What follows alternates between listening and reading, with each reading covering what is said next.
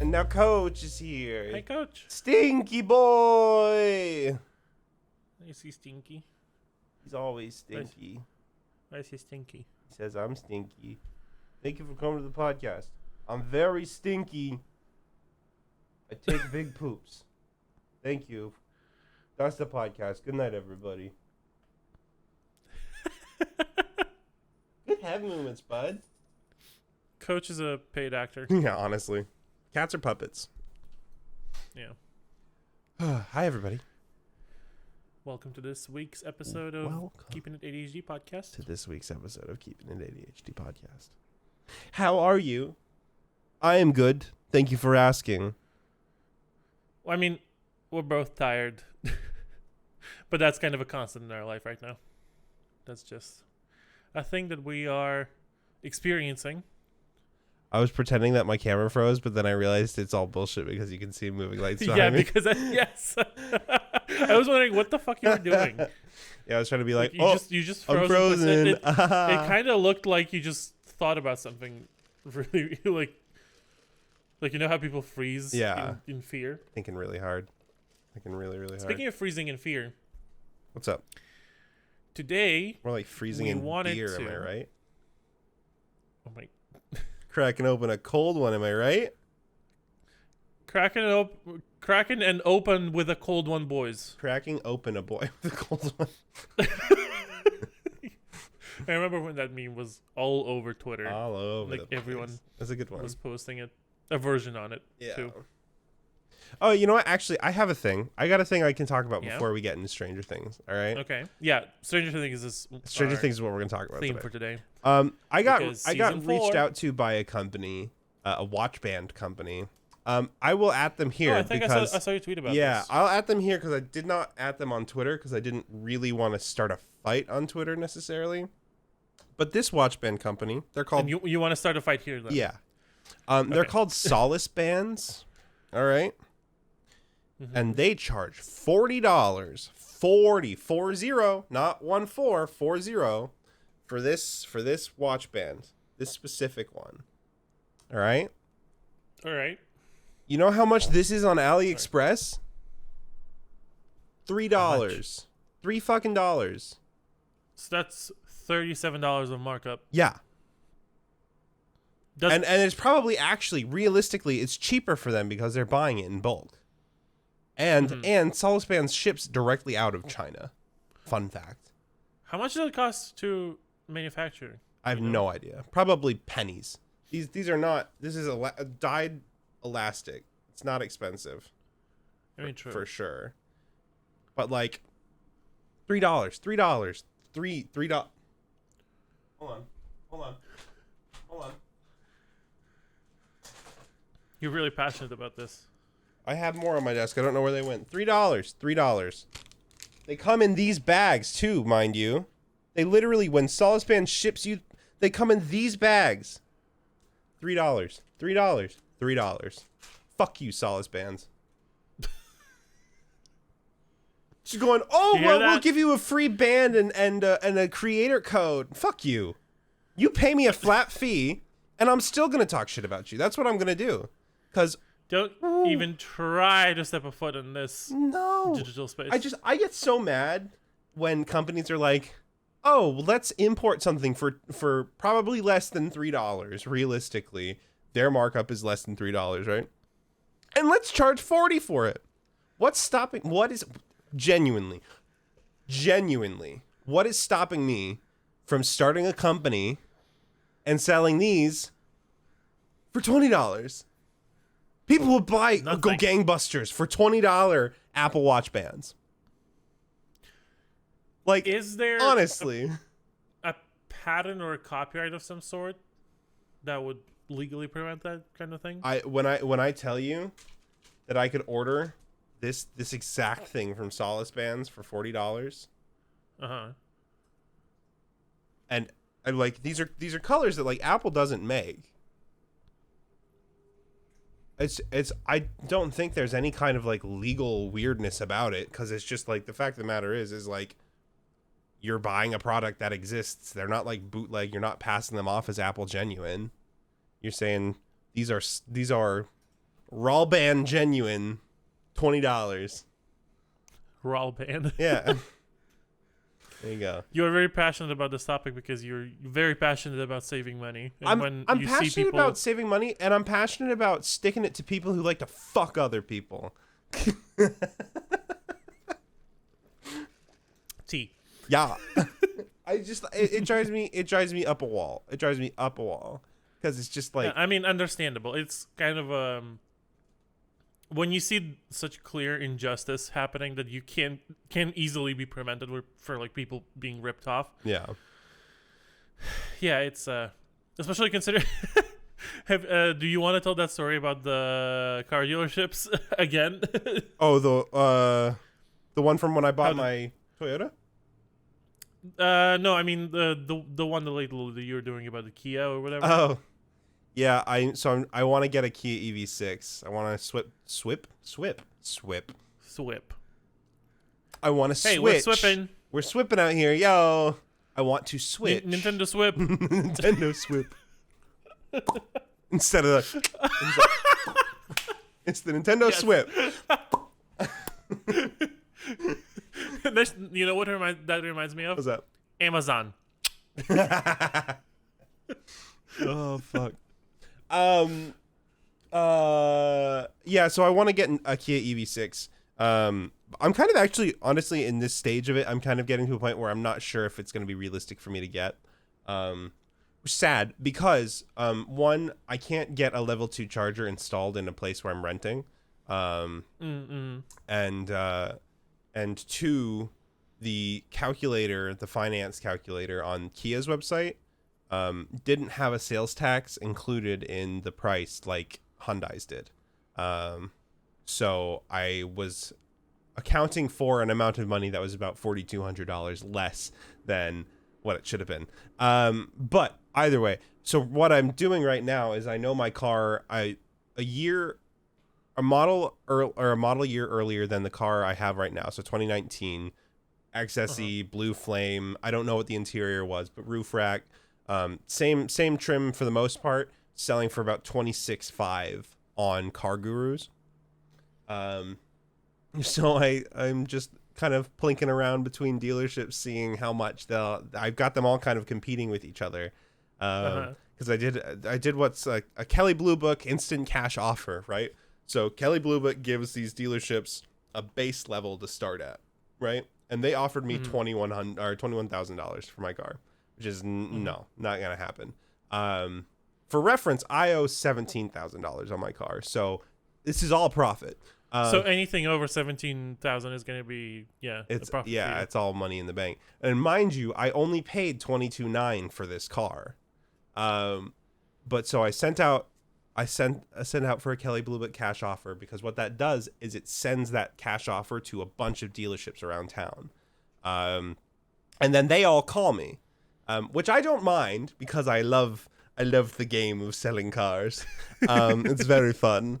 Especially when you're not that fussed about buying a car. It is really fun to watch you do these machinations and schemes to try and like get as much cash as you can. It's just fun. The thing of it is like, it's like I don't feel bad leveraging car dealerships against each other, because they all mark everything up and leverage you and try and take you for a ride at every turn, right? So I'm enjoying it. It's literally their job to like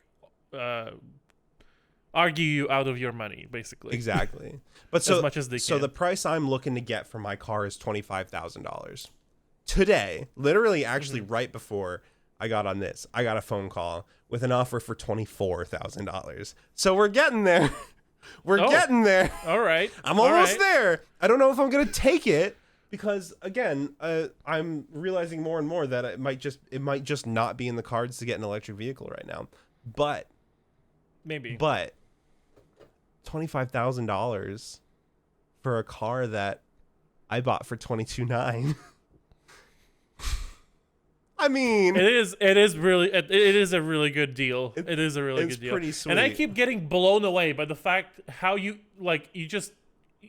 have like a nose for these things. It's really an amazing thing to watch how like every week you have something new going on where you're like, oh, I'm up like $2,000. I'm up like $300. I'm up like $800 on this. I got this for $20 when it's actually $200. And I'm like, what the fuck is going on in your life? Look, here's the thing. Okay, here's.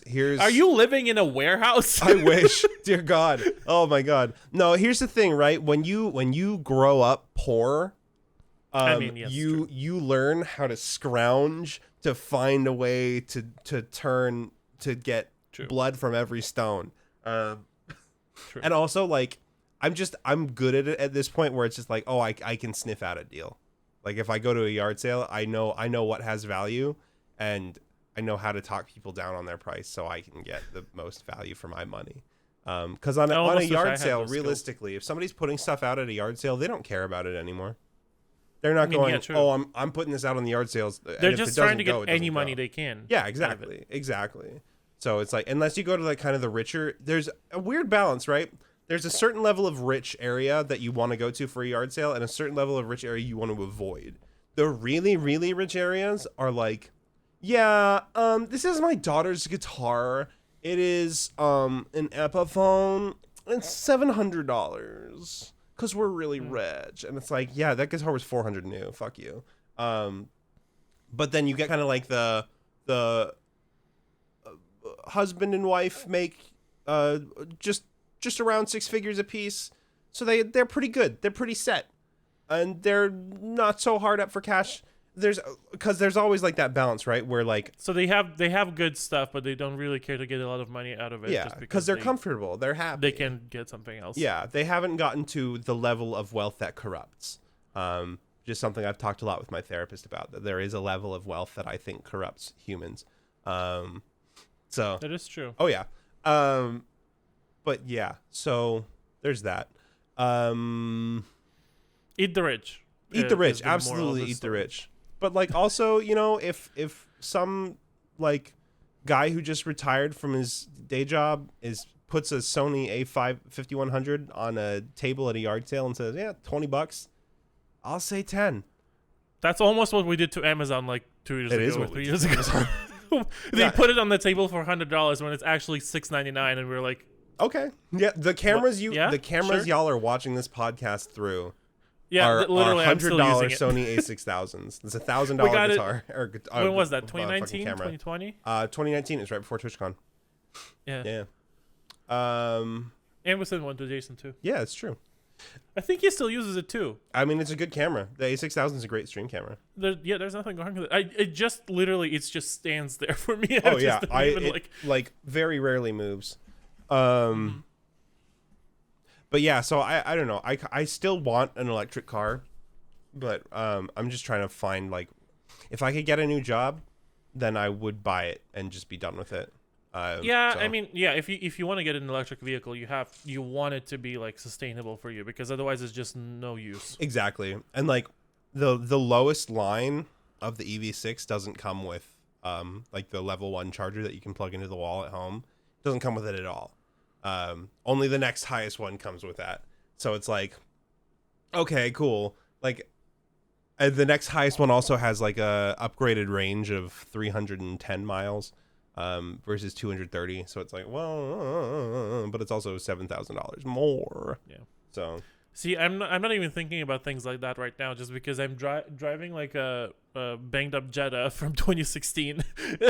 I mean, and I'm currently I'm just looking for a job right now. I can't even think about anything like like doing any financial machinations and stuff like that. But definitely, when I am somewhere in that place, I am going to be looking into buying an electric vehicle, and I guess I know who to consult. Yeah.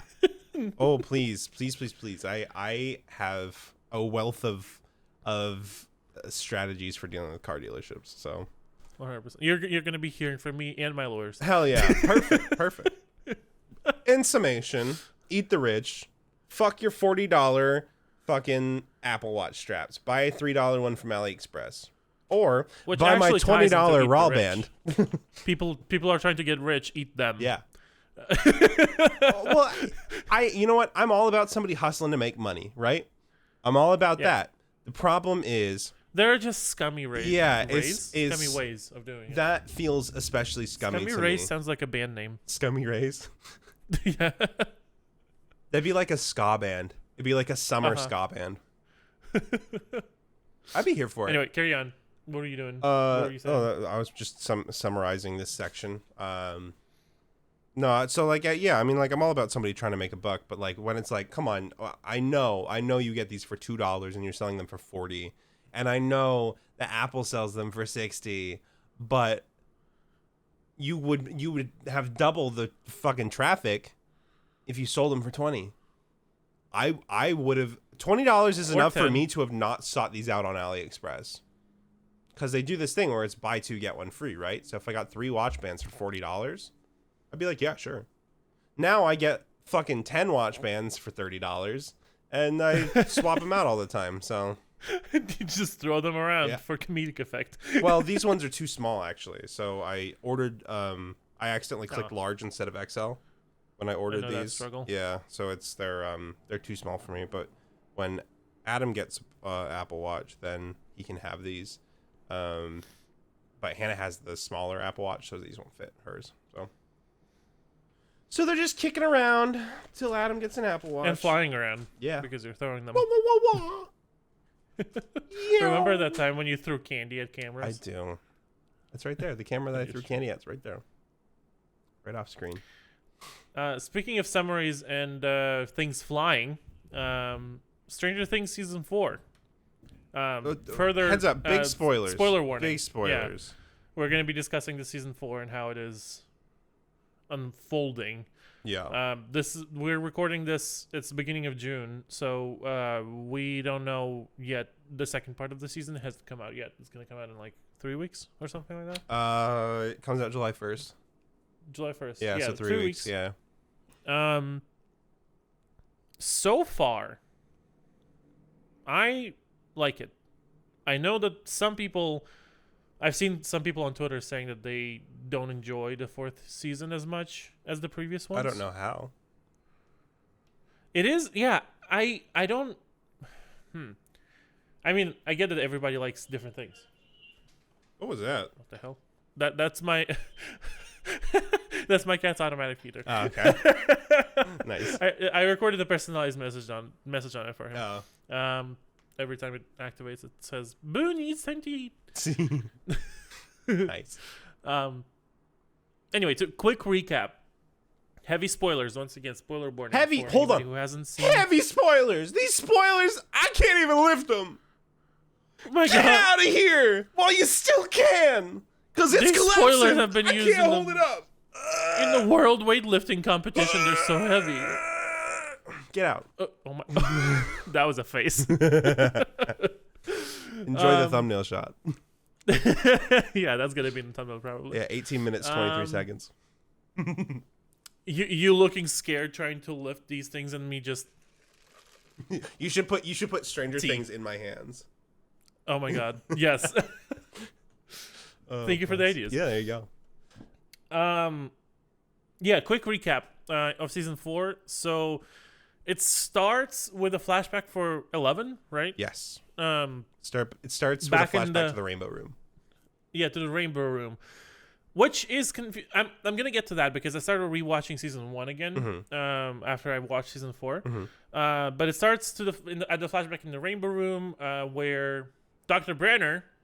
I hardly know her.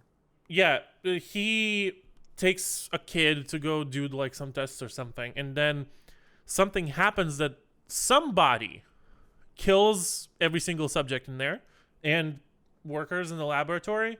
And when Brenner gets knocked out, then comes back to goes back to the Rainbow Room, and there's 11 standing there with blood out of her eyes, out of her ears, everywhere. Yep. And originally we think that it's her who did all of those murders. Then flash forward back to Elle and everybody living in California now. Jonathan is a stoner now. Yeah. I fucking love Jonathan and Argyle. It makes me so happy. Yeah, that was that was a separate conversation, but like just portraying the 80s movement where weed was just picking up pace. That was actually pretty cool to watch. Pretty great. So Elle is getting relentlessly bullied in her school, and Will is going to the school with her, I think. Yeah, they're in the same grade. That's yeah. if I remember that correctly. Not Will. Mike and Lucas and Dustin are back in Hawkins. They're in the Hellfire Club, which is a D&D club. Yeah, D&D club. That at that time there's started a giant like. I don't want to say propaganda. No, it was a religion fueled war against fantasy as a whole. Basically, kind of. It was a same as like against anything different in general. Yeah, it's very much like the early 2000s war against video games. Mm-hmm. It's all the same shit, but it's some stuff from the devil. It's like perverting kids' minds. Yada yada yada. And so like the main guy, I can't remember his name off the top of my head now. Long-haired guy. The football captain? No, the long-haired guy, the head of the Hellfire. Oh. What's his name? Not Johnny. Oh my god. Hold on. What's his name? His name was something with the Hellfire Club. Strange. Well, regardless, you keep that's going. the Hellfire Club, and in the first episode, I guess there's a conflict between Lucas because he is now on the sports team. What? Eddie, yeah. Eddie is the head guy of the Hellfire Club, and there's this conflict set up where Lucas is supposedly now in the group of the cool guys. He's on the basketball in the team. sports team. Yeah, on the basketball team. Yeah. And Dustin and Mike are now in the Hellfire Club with the rest of the nerds. And Lucas is still in the Hellfire Club as well. He just can't go to that session because it's the championship playoff game. Yeah, but it kind of set up. It is kind of set up in a way that he kind of has to make a choice whether he wants to go with the cool kids or with the Hellfire Club. Yeah. And initially he goes with the cool kids because that was a very important match. On the side, there's a subplot where Eddie is also a drug dealer at the school, which doesn't have anything to do with the Hellfire Club, but it's kind of like a subplot device for him to meet up with the head of the cheerleading team, who is the girlfriend of the basketball team captain. Yeah. So she goes to his house to buy some of his drugs because she was experiencing PTSD from abusive mother. Mm-hmm. And she gets eaten by Vecna. Not really eaten. It's more her like soul gets eaten by Vecna. Kind of, yes. And the first episode basically ends where she is at Eddie's house, and she gets attacked and killed by this new force that hasn't been encountered before. She's even thrown by up into the ceiling, and all of her bones break and her eyeballs explode. So in the next subsequent episodes, Eddie goes on the run because he's suspected to be so everybody thinks Eddie killed her. And it also gets blamed on the Hellfire Club again. Yeah, the head of the basketball team goes to a town meeting. I'm gonna kind of because I want to speed this up. I want to get to the theories, right? So basically everything devolves from there. Nancy and this new guy on the newspaper team go to investigate to see what happened at Eddie's trailer. And the new guy on the newspaper team wanders off and gets got by Vecna as well. Then let's see what happens after that. So then the head of the basketball team goes to a town hall meeting basically and starts a fucking like a crusade against the entirety of the Hellfire Club. Yeah.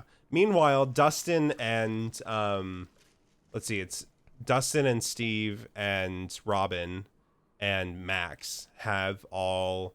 They know where Eddie is and they're hiding Eddie basically because they know that Eddie didn't do it. Meanwhile, Max is being eaten from the inside out by Vecna as well. But they discover that the way out is to have a link to reality to pull them back from the upside down. Could be somebody's favorite song. Yeah, so which is why you could have probably heard on TikTok "Running Up That Hill" by Kate Bush is everywhere right now. As a side note, as somebody who grew up listening to Kate Bush, it makes me so happy that so many people are listening to Kate Bush now. She's incredible. I bet. And this is what my dad's told me. She stopped making music in the 80s when one day she was on tour, and one of her friends, they went to this venue that the seats like folded up from the floor, basically. So they're at this venue, and before the show, one of her friends got crushed in one of the seats, and they didn't tell her until after the show. And after that, she stopped making music. What the fuck? Yeah, that's what I've been told. Hold on, let me Google that real quick to make sure that's right. That came out of nowhere. Well, basically, when that happens, when they save Max, they're trying to figure out what is causing all of this stuff, and they figure out that this thing from the Upside Down that is creating links from people is creating links through like very hardcore, sad, or like shocking emotions that people experience. And in the last episode, I think they discovered that every place that you can visit in the Upside Down is basically a snapshot of a time where in that location, a person that lived there or was there constantly experienced really hard emotions. Like when Nancy went to her bedroom in the Upside Down to look for guns to fight Vecna, she discovered that the snapshot, so to say, in the Upside Down of her room is from when Will went missing. Yeah. So I don't know how that's going to factor into the future episodes or anything, but was very interesting. Meanwhile, we spent a couple episodes with 11 after she gets in trouble for hitting a girl over the head with a skate. God, that was it stresses me out so bad to see like such aggressive bullying in shows. And when 11 like smashed that girl in the face with a skate, a part of me was like, good for you. Yeah, but it's so like you can't fight violence with violence. No, absolutely not. You can't. And also, like, I just wish that the system that is in place and the society that is in place wasn't so fucked up. Yeah. But that's just is a portrayal of how it is like anybody who retaliates against anything like that is just, first of all, they get pushed to the edge until they actually like do something drastic, and second of all, they then get blamed for it. Yeah. It's a difficult question, I guess, maybe for another time or somewhere else. Yeah. But in general, she gets taken away, arrested, and she was going to be taken to juvie, but then she gets intercepted by the old friend who used to work for the government. Yeah. I forget his name. It's the doctor that helped Will in the first season. Yeah. The second season, yeah. Yeah. Okay. Also, side note, as a quick correction, her friend didn't get crushed in a seat. Her lighting director friend fell through the stage and died. Oh God. Yeah. That's at the start of a tour, so they canceled the rest of the tour, and she hasn't toured since. So that's why. Well, anyway, stream Kate Bush. Good for her newfound popularity. Hope she gets some inspiration or something. Yeah. That is unfortunate about her lighting directing. But also, so this doctor friend intervenes. Hold on, real quick, just while we're talking about Kate Bush. What from the same album? If people have only listened to Running Up That Hill, I would really, really recommend Hounds of Love because it's a really, really good song. Okay. Yeah, I'll listen to it. I added the Running Up That Hill to my playlist. Actually. It's a great song. Hounds of Love is also really good. It's actually literally the next one on the album. The whole album is excellent.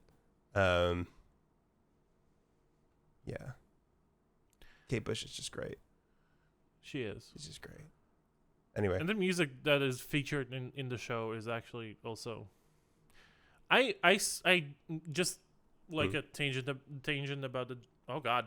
I can't talk anymore. He's drunk. Tangent about the show and the setting is that they did the vibe of the 80s and just the culture at that time so well. Yeah. Oh, yeah. I'm rewatching the first season. Ever since even the first season, it's done really well, and I really enjoy it. Well, and it's funny because they're transitioning to late 80s culture, which was really, really over the top, like the ridiculous sweatsuits and stuff like that. Mm-hmm. So it's It's fun. It's gonna be interesting to see what they're doing in season 5. Season 5 is the last, actually. Yeah. Okay, so the guy from the government intervenes and takes 11 away into the facility where she's trying to get her powers back. Yeah. Because she lost them at the end of season 3. And then we find out that Dr. Brenner is not dead. Yeah. Suddenly he's there. He's back. Which I don't understand. He could have been played by Ted Danson. That would have been such a good cast. I mean, damn. I'm also at the same time rewatching The Good Place right now. You're so always yeah, rewatching The Good Place. I am always it's my like when people say like it's your comfort rewatch show. The Office. Yeah. It's my Office. It's a good show. I really can't watch The Office anymore. It's too cringy. I just can't do it. It stresses me out. It is a little bit dated, I guess. But yeah, I'm rewatching The Office, so I completely agree with Ted Danson thing. Yeah. So 11 is reliving her memory that we see in the beginning of the season of her supposedly killing everyone. Yeah. No, slow down.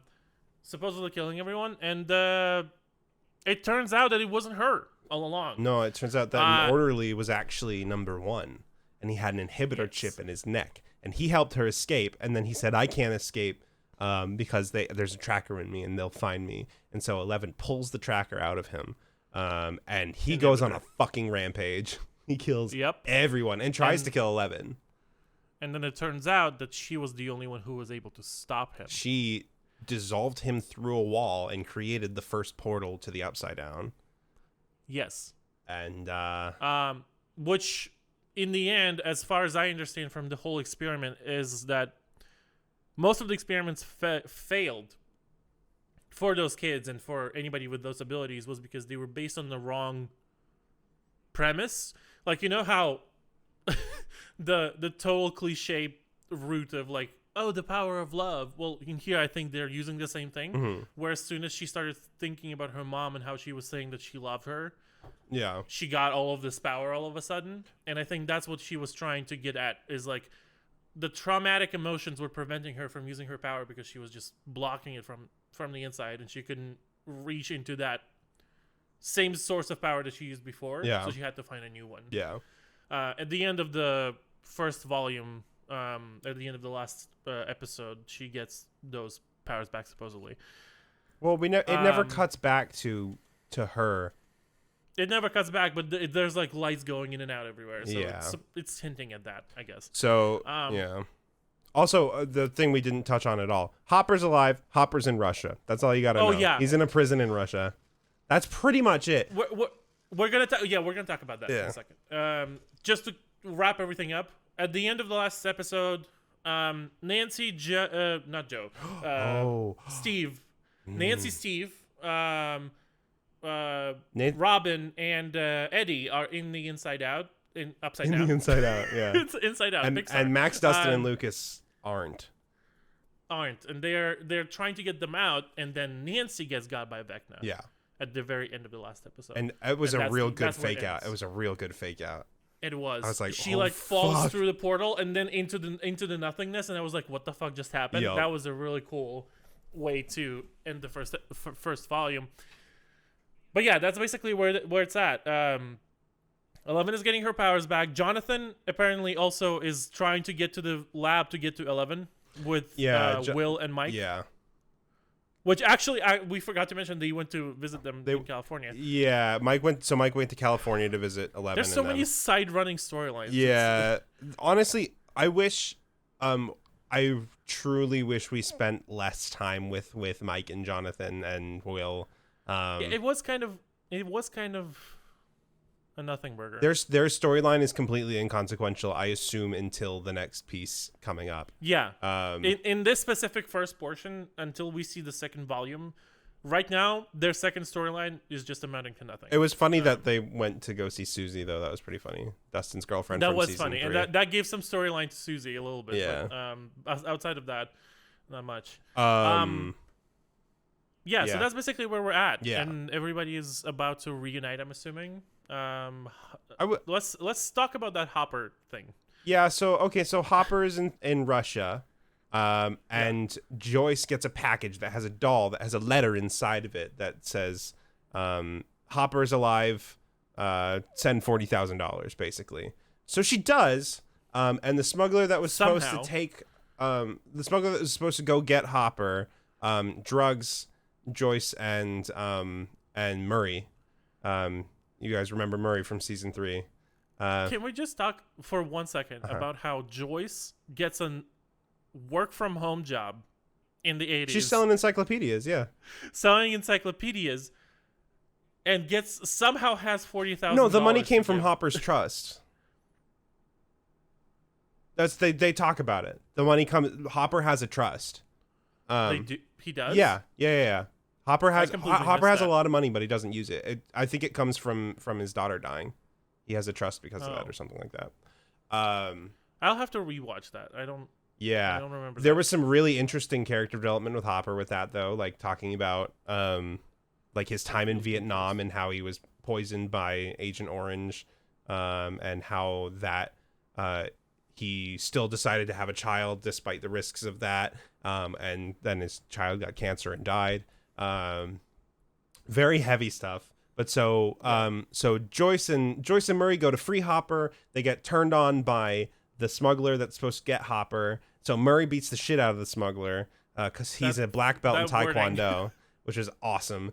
Very funny. And so they take the smuggler and they pretend that the smuggler is Murray, and they're gonna sell because they're going to the prison anyway to sell Murray and Joyce to the KGB, right? So Murray poses as Yuri, who's the name of the smuggler. They go in, they go into this prison. Murray takes the head of the KGB that works there hostage.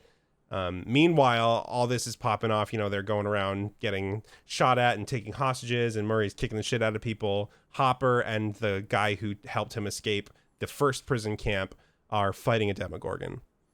So it's real spicy. But they do eventually escape. It could be its own season of Stranger Things, honestly, if they wanted to expand on that. What's really interesting is the most complaints I've seen about season 4 have been about Hopper's storyline. People are like, who gives a fuck? And it's like, are you kidding me? Like, this is primo character study. This is great. It's incredible because everybody just goes, yeah, Hopper's just a pissed off old drunk. And it's like, no, he's a complex character with a lot of feelings because he was responsible for the death of, not only was he responsible, but the U.S. government is responsible for the death of his daughter. Like, oh my God, dude. Mm-hmm. It drives me crazy how, eat the rich, everything ties together. I tweeted about this. It was actually about Kenobi, but it's even as relevant in Stranger Things. These aren't really spoilers for Kenobi at all, unless you haven't watched it at all. Even then, all it establishes is that Obi-Wan meets 10-year-old Leia. That's pretty much it. At one point, Leia goes, "Are you my father?" And Obi-Wan says, "I wish I could tell you that I was, but I'm not." And people on Twitter were like, yo, that's some pedophile shit. Like, oh, like, I wish I could be your daddy. Like, oh, like, I want to fuck Padme. Like, Anakin was right. And it's like, no, that's not what he's saying. He's saying, I wish I could tell you I was your father and not some psychopathic warlord who kills people. Come on. And oh my God, it just... Oversimplification and jumping to conclusions. Classic internet. Media literacy is dead. It's dead. Yeah. It's gone. Yeah. That is one of the reasons why I'm seriously considering to just pull the plug on Twitter completely and just leave. Twitter fucking sucks. But so I think that applies equally to Stranger Things as well. People go like, I want my big set action pieces and that's it. That's all I want. If there's emotional character study, I'm not interested. And it's like, shut the fuck up. Just shut up. Shut up. Get out of here. People are just saying things to like get that reaction. I from know people they're getting from you right now. I know. I take the bait. I know I do, but it makes me so mad because, like, as somebody who like has a passion for great storytelling, it breaks my fucking heart that talented creators are creating these fucking beautiful pieces of art, and people are going, "Yo, Anakin was right. You didn't hold my hand, so Anakin was right." like Obi-Wan and Padme were fucking on the side. No, no, no, no, no, no, no. You're a fucking idiot. I just get frustrated. I get so frustrated. Let it all out, man. Ooh. Yeah. Anyway. I really love the Hopper segments. I think they're great. I wish I could, like share your burden on that because I know that you're really passionate. I'm just not. Just don't know enough about Star Wars. No, it's okay. Like the part of like a quick backstory is part of the when Obi-Wan and Anakin have a conflict at the end of Episode 3 that turns Anakin into Darth Vader. Part of it was like Anakin was like yelling at Padme. She's like, "You chose Obi-Wan over me. Like you trust him more than me." Oh. And it's like, no, that's not the case. Like, oh God. But like, also, yes, you're killing children, and so she should choose Obi-Wan's trust over yours. Should choose somebody who without murderous intent, probably. Yeah. But so okay, back. I agree. Back to Stranger Things, though. So we're left with a lot of kind of cliffhangers. Hopper and Joyce have reunited. That was Mike and heartbreaking. Yeah. Mike and Will and Jonathan and Argyle are on their way to find 11. 11 is getting her powers back, and then Steve and Nancy are left in the Upside Down while Nancy is under Vecna's curse, and Steve is trying to wake her up. I'm wondering, the Duffer Brothers have tweeted that somebody is going to die in the next part. Oh, no. Here's my theory. I think it's going to be Steve. I think they want you to think it's going to be Nancy. But before Nancy wrapped up Steve's body, he was like, those were like festering already. The fucking wounds from the bats were like festering already. Whatever disease those fucking upside down bats have, I don't think Steve's gonna make it. Yeah, I don't think Steve's gonna make it, which makes me sad because I love Joe Keery. He's a great actor. I really enjoy him. He's a great actor. That would be a shame if he dies. He's So yeah, wait. They definitively tweeted. They said, was that before or after the Volume 1? It was after Volume 1. It was recent. Oh no. But yeah, they and I think they're baiting out the Nancy Steve rekindling to make you be extra upset when Jonathan comes back to Hawkins and Jonathan and Nancy are like, oh, I guess we'll be together. Shucks. Or big bait and switch. Nancy and Robin. That whole thing, Nancy and Robin. Well, that actually, well, who knows? Who knows? Who's to say? You know, I personally don't see it, but no, I'm just honestly, it's just a Hail Mary. Like that could happen. Maybe. Who's to say? Could be. Yeah. Yeah, that whole thing with not Nancy and Jonathan, I don't understand because like Jonathan from the last season all of a sudden feels like a completely different character. Yeah, he feels a little weird. I don't know if that's like him like, oh, he is smoking weed now, so he's completely non-functional or whatever. Or if they're like, it was so weird to me when he was like hiding this thing from Nancy and like avoiding her. Well, I get it. I understand where like the thought process of the character comes from, because it's like he has a different dream, you know, and like the whole there's this pressure because they were gonna go to the same school together, and he's like, I don't want her to give up her dreams for my dreams, but my dreams have shifted, and so like I get him being avoidant because he's like he doesn't want to address it. That makes sense. It feels a little out of character, but it is out of character. That's what I'm saying, is that in previous seasons, he has been like one of the more direct characters. Yeah. like he is usually direct with whatever is happening or whatever he is thinking. Absolutely. And all of a sudden now he is all this distant, avoidant, whatever. Well, I mean, like, the character shift doesn't make sense to me. I would say to his credit, he's gone through a lot. So I can imagine like there's a little bit of regression that comes with going through all the shit that he's been through. You know what I mean? Probably. So like I don't know. That is fair to say. It's a complicated. I think it's a pretty complicated dynamic because it's just like it's just the fact of the matter when you have like when you're in a relationship and you're going to college, it's like oh, what if our paths like diverge here, and like that's it. You know what I mean? So it's stressful. It's definitely. I guess it also is difficult to imagine in the age where we're so interconnected, where like even when people divert paths, they still stay connected to a certain extent. Those were different times where if you move to different parts of the country, that's it. Yeah. You might not ever see them You again. got like phone calls and that's about it. Yeah. So that is also kind of daunting to think about. Yeah, it's like a not easy situation, that's for damn sure. It's I don't know, so I kind of get where he's coming from. I get the anxiety.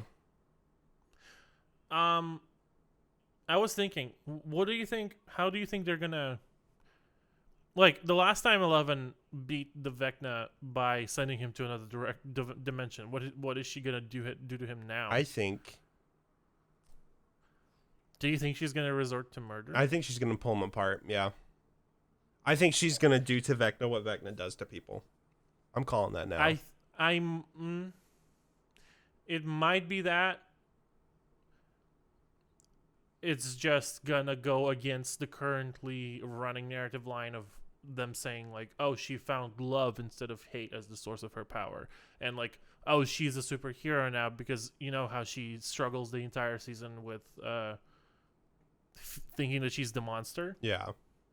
Because she's made to think that by her bullies, and also then the initial part of her repressed memory of that whole massacre thing. Yeah. I don't know. I wonder if that's gonna play into that at all or not. I think it is, but I the reason I think she's gonna go ham on him is there's like this idea in American media where it's like it's okay if you do the killing if you're the good guy. It's okay to kill. Yeah. It's like how every Marvel villain is dead at the end of their run instead of like just beat shitless and thrown in jail. Like escaping on the Thanos copter. Like we don't see that anymore, you know? Like and so I think Thanos copter. That's a thing from the comics. Thanos had a helicopter called the Thanos copter. Oh Jesus. Yeah. Okay. Also Thanos was a lot smaller in the original comics. He was just kind of like a beefy dude. He wasn't like a fucking giant. But yeah, I don't know. I also don't necessarily agree with her finding her powers through like the power of love. I think it's I think no matter what, she's still tapping into like moments that make her sad but also angry. Cause like every time she has like the really big bursts of powers, usually it's from like the thought of losing someone or like flashbacks to her mom being taken away. Yes, but what makes me think otherwise is the fact that in that specific clip when she is struggling against number one, is the only time that you hear Jane's mom say, "Jane, I love you." Yeah. Every other time when she gets a burst of power, it's she's being taken away, she's screaming for Jane, or like she's getting beaten up, she's getting bullied. That's usually the memories that come up, and that's the only time when she goes, "Jane, I love you," and that's when she gets, Yeah, sends him through the wall. Yeah, yeah. No, that's a fair was point. Epic. That's a fair point. Sends him through the wall and opens the portal. Which one thing that I want to say is that I just rewatched season 1, and in season 1. She opens the portal differently. Does she? Yeah, that's one thing that I wanted to discuss is because that is an inconsistency, like a continuity thing. Because in the first season, she opens the portal as a result of trying to contact the Demogorgon on the other side. If you remember, there's a whole sequence of flashbacks when the party wants to go to the gate because they want to find Will, Mm-hmm. and she is leading them away by diverting their compasses. After that sequence, there's a flashback where she comes back to save Mike, who almost jumped into the reservoir. Mm-hmm. And there's a flashback, like she tries to contact the Demogorgon, and there's a whole like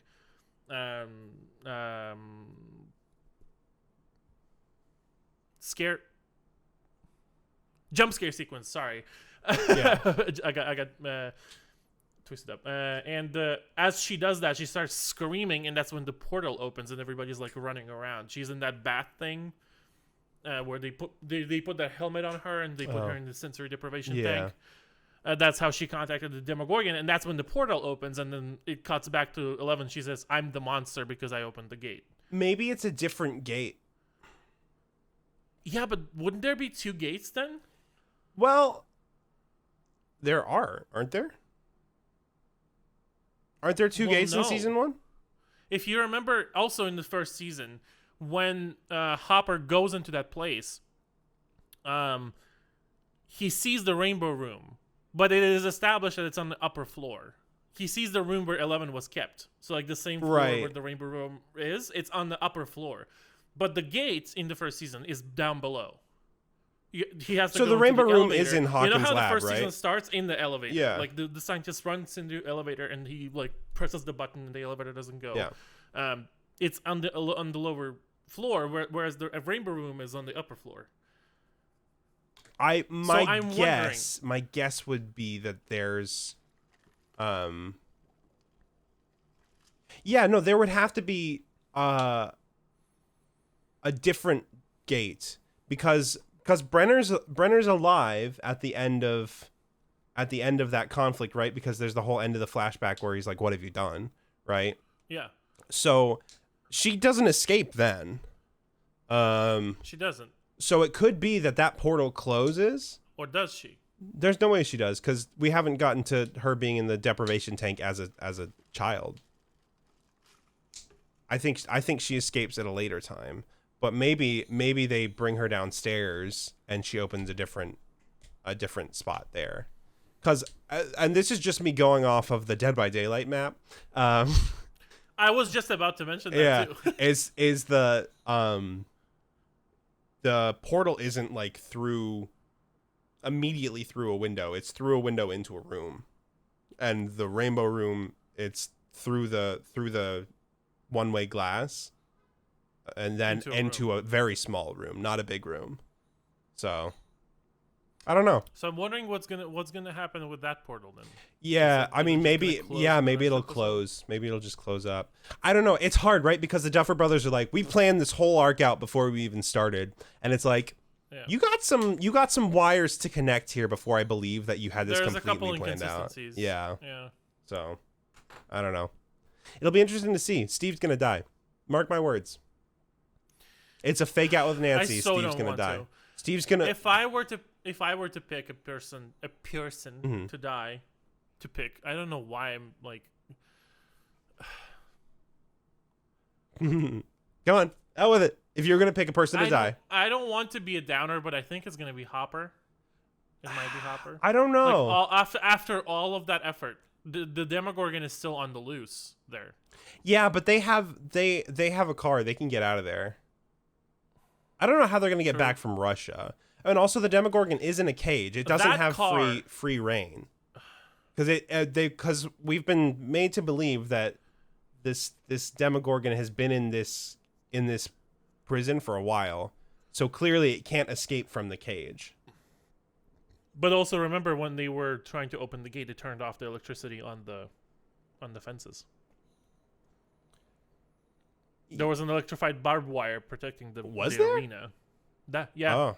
There was, and while Joyce was pressing all of the buttons, you can clearly see there's a shot of the barbed wire, and the sound goes. Woo. Interesting. I missed that. I missed that completely. Oh, well, who's to say? See that's a detail that I caught and you missed. Yeah, there you go. There you have it. Yeah, that is interesting. So I think either Hop is gonna die or Steve. Yeah, you sound pretty convincing about that, honestly. If Nancy dies, oh, did you just fall up the stairs? Who? Olive. I heard her running up the stairs, and then I heard a thud, and then she kept running up. Such a doofus. Olive, are you okay? Of a dog. You good? She's looking at me. She's like, "You didn't see nothing, Dad." Yeah, no, I think Steve's gonna die. I think, because Nancy is being confronted by Vecna right now, like where we left it, right? I think Steve's gonna hop on a bike and go to the house in the Upside Down, and in the Upside Down. Yeah, because he's in the Upside Down right now. Well, yeah. And the house in the Upside Down is where Vecna is. Why would he go to the house in the Upside Down if he can just go to the house in real life? Because can he? No, he cannot, because they're being hunted. Well, he is not, but the rest of the party are being hunted by the people who are turned against. Well, and also Vecna's not in the house in the real world. Vecna is in the house in the Upside Down. That is true. No, you think he's gonna? I thought you said he was gonna go to Nancy's house to find her favorite song. No, not Nancy's house. No. I think he's gonna go. He's gonna go straight to Vecna. I think he's gonna go straight to Vecna. Because that's where he's gonna find Nancy. I don't think he would be that stupid. No, I think that's gonna be because I have another theory I'll get to in a second. I think they don't have any other options, right? Because they don't have. I mean, they have Max's music, but Nancy doesn't strike me as a Kate Bush fan. So they don't really have an option. So I think Steve is gonna go. I think he's gonna go and he's gonna sacrifice himself somehow. Him showing up will pull Nancy out of it. But also, like, here's where it gets weird, right? Well, maybe that'll be cheesier. It could be. He kisses her and Vecna stabs him with a tentacle and he dies. In the mouth. Oh God. Through Nancy. Jesus Christ. They both die. But here's where it gets weird, though, right? Nancy's body is we've established when we saw Max's curse, right? That Max's body is in one place and she herself is in the other. And yeah, she is in Vecna's area, right? Nancy's in the Upside Down already. Her body's in the Upside Down already. So is there a second Nancy at Vecna's place? This is where it gets weird, right? I'm very confused. I'm deeply confused about it. Here's my other thing. My other theory is that Max's Walkman is going to run out of batteries and she's going to die. She's been playing that cassette on loop all day. She has. I think she's going to run out of batteries and they're going to be in a position where they don't have any extra batteries. I think they might try to use it as a red flag. As in, like, a red herring, you mean? Oh, she ran out of batteries and there's a sudden, like, pew, and there's like a shot focusing on her, but then all of a sudden it's not her.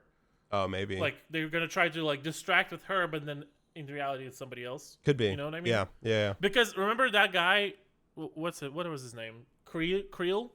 Oh, yeah. The guy who first number one's dad. First. Yeah. Yeah. Once he escaped, he never saw him again. So, from what I understand, from what we know, once you close that gate, once you close that path, that link, like, he has to latch onto you somehow. Yeah. He uses the strong emotions that you have to latch onto your subconscious or conscious. Once you close and cut off that connection, it's supposedly closed. That's a great question. From what I understand. Yeah. No, that's a great question. I don't know. Because like, you would think, oh, maybe number one thought his dad was dead, but no, because he was happy. In explaining it all, he was happy with his dad going to jail. That's because he said that's how he planned it in the whole summation in that last scene. So maybe. Yeah. Either way, I'm just thinking about. I'm thinking about that sequence when he's shown to be, like, searching for people, and he looks through, like, everybody's thoughts, and he's, like, looking for a weakness to latch onto, and he, like, latches onto that basketball player that dies in the lake. Well, I think he wants his dad to suffer, and he's going to suffer more in prison for a crime he didn't commit than I guess so. Yes. Yeah, so. But I'm still on that, like, I hope I'm right. Yeah. Because I don't want Max to die. I don't either. It's just thoughts. Just thoughts. I mean, she's already almost died. That would be like a double cross of some sort. It's like, hey, nobody's safe. So. I mean, true. There you go. That is going to be interesting. Yeah. And one last, because I was going to say, it's been an hour. We're not going to talk about this for half an hour. We're already talking for an hour. Yeah. One last question to you. What do you think is on Will's drawing? The answer to Will's sexuality. Probably. Yeah. That's what I'm thinking too. Yeah. And that's also a very good non-answer to a question. Yeah, I mean it's who's to say, but I think they're gonna go with the old, oh, Will has a crush on Mike. Oh, it could be possible. It's just gonna be queer bait. That's all it's gonna be. It's gonna be fucking queer bait, and it's gonna be really disappointing. I hope not, because they already have a really good queer character in the series, which is Robin. Robin is great. And she's very well written. Mm-hmm. I really like her character. I don't think they would do that, but I think that they might. I think that Will might be like. There might be something like that in there. I don't know. I think the answer to the painting is Will's sexuality. I think that's what it is. Yeah, I also think so, and I also think that we're gonna get an answer. But. Well, we've been told we're going to get an answer. It's not something lame. Yeah. Well, we'll see. It's just like, oh, this was nothing the whole time, you know? Yeah. And that would be just a kick in the balls. True. All right. It's an hour runtime. We're way over. Yeah. Let's wrap it up. Thank you, everybody, for watching or listening, wherever you are. You beauts. Hope you enjoyed our rambling about Stranger Things. Hugs and kisses all around. Hope you enjoyed the season 4. I guess if you haven't watched it, you're not listening to this because of spoilers. But if you haven't watched it yet, even though we explained most of the plot to you already, go watch it because it's visually just such a great show. A stunning show. It's so good. It is a great show. And the actors who are... People have been complaining about Mike the whole time. And I didn't think that he was acting poorly. I don't think Finn Wolfhard was acting. He was acting like a teenager. Yeah, I don't think there's anything wrong with Finn's acting. I think it's just like it's the age that Mike is at is insufferable. Like that's it. Yeah. Like he's just like kind of a. But also both like he is in the age that is kind of like that age of the teenager, and also his character is in that age. Yeah, exactly. So that's just how he is. I don't understand. No, it's people not. Again, media literacy is dead. That's all I'll say about it. Anyway, thank you guys for watching. Thank you for listening. And we will see you on the next one.